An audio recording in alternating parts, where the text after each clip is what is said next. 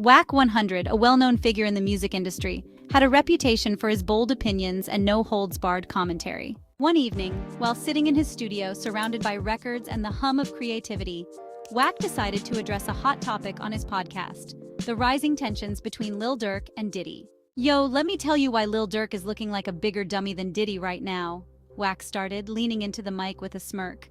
The chat room erupted with curious listeners, eager for the scoop. First off, Diddy's been in the game forever. He's a mogul, you feel me? Yeah, he's had his share of drama, but he knows how to play the game. He's got businesses, he's got brands, he's got influence.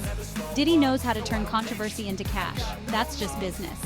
WACK paused for effect, glancing at the live comments rolling in. Now Durk, don't get me wrong, he's talented. But right now, he's getting caught up in street beefs that are just dragging him down. He's got a platform, he's got fans, but instead of elevating, he's letting the noise drown him out.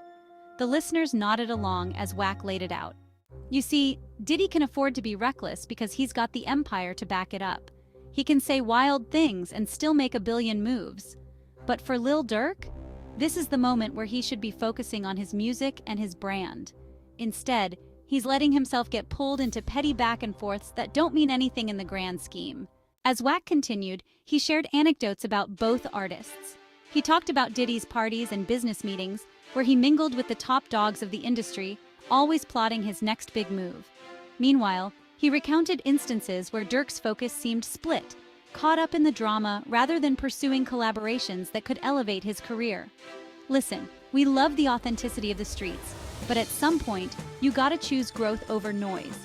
Durk has an opportunity to show the world he's more than just his background. He can be a leader, a voice for the new generation. But if he keeps playing into the beef, he's gonna miss the boat. By the end of the episode, WACK had made his point clear. The comments were filled with reactions, some in agreement, others defending Durk.